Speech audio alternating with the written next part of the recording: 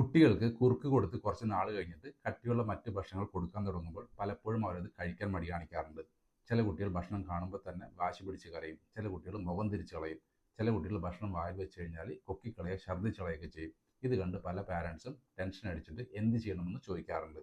കുട്ടികൾ പാൽ കുടിക്കുന്ന സമയത്തും കുറുക്ക് കഴിക്കുന്ന സമയത്തും ആകെ ചെയ്യുന്ന ഒരു കാര്യം വിഴുങ്ങുക എന്നുള്ളതാണ്.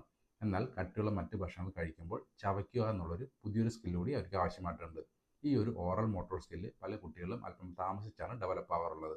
അതുകൊണ്ടാണ് കുട്ടികൾ ഭക്ഷണം കഴിക്കാനായിട്ട് മടി കാണിക്കുന്നത്. ഈ ഒരു സ്കില്ല് ഡെവലപ്പ് ആവുന്നതിന് വേണ്ടിയിട്ട് നിങ്ങൾ രണ്ട് കാര്യങ്ങൾ ചെയ്താൽ മതി. കുട്ടികൾക്ക് ഭക്ഷണം കൊടുക്കുന്ന സമയത്ത് അല്പം ഭക്ഷണം നിങ്ങളുടെ വായിലിട്ട് ചവച്ചരച്ച് കാണിക്കുക. നിങ്ങൾ ചവയ്ക്കുമ്പോൾ ഉണ്ടാകുന്ന ശബ്ദവും നിങ്ങളുടെ മുഖഭാവവും കുട്ടികൾ ശ്രദ്ധിക്കും. ഇത് കുട്ടികൾ അനുകരിക്കാൻ തുടങ്ങും. പയ്യെ പയ്യെ കുട്ടികൾ ആ ശീലം ഡെവലപ്പായി വരും. അതുപോലെ തന്നെ കുറുക്ക് കൊടുത്ത് പെട്ടെന്ന് സോളിഡ് ഫുഡിലേക്ക് മാറുന്നതിന് പകരം കുറുക്കിൻ്റെ കട്ടിയൽപ്പം കൂട്ടിക്കൊണ്ടുവരിക. അതിനുശേഷം ഉരുളക്കിഴങ്ങ്, പഴം പോലുള്ളവ വേവിച്ചു കൊടുക്കുക. ഗ്രാജ്വലി കട്ടിയുള്ള ഭക്ഷണങ്ങളിലേക്ക് മാറുക. ഇത് കുട്ടികളുടെ ആ ഒരു പ്രോബ്ലം മാറ്റിയെടുക്കാനായിട്ട് നിങ്ങളെ ഹെൽപ്പ് ചെയ്യും.